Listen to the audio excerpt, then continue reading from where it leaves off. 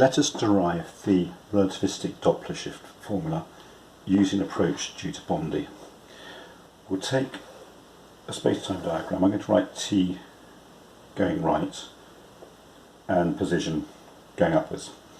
At time 0, a light source and a mirror are coincidents. The mirror then recedes at constant speed, so the position of the mirror at any time is Vt. At some point at time t, we send a light ray out to the mirror. It's then reflected back and received at the origin at time t prime. The time it hits the mirror is t plus t prime over 2, the average of these two times. So the mirror is at a distance x equal to t plus t prime over 2 times v away from the origin at that time. Now the light ray takes a path of length 2x and it moves at speed c, so the amount of time it takes to traverse that is 2x over c, and that is t prime minus t. So t prime minus t is t plus t prime v over c.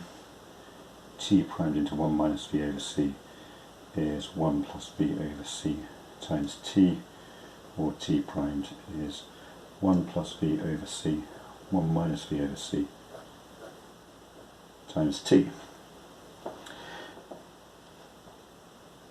Now we use the fact that an observer travelling with the mirror will see the light ray,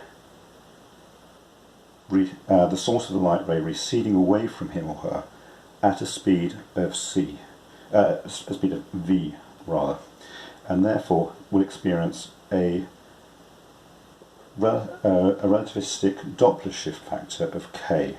So any time interval delta t measured by the observer here will be k times delta t at the time of the time interval which was emitted. Because we reflect the light, the time interval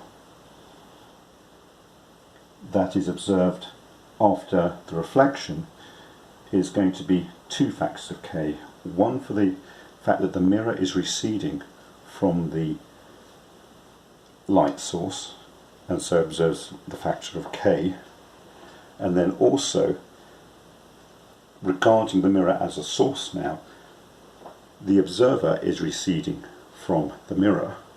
This is the principle of relativity, and so there is a total factor of k squared delta t,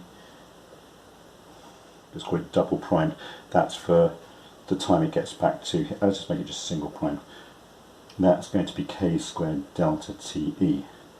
Now let's draw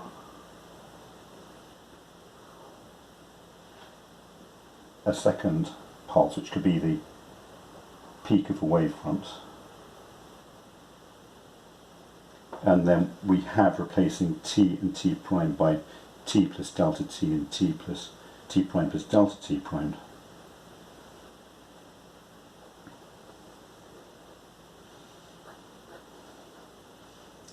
T plus delta t, so subtracting two things, delta t prime is 1 plus v over c, 1 minus v over c, delta t.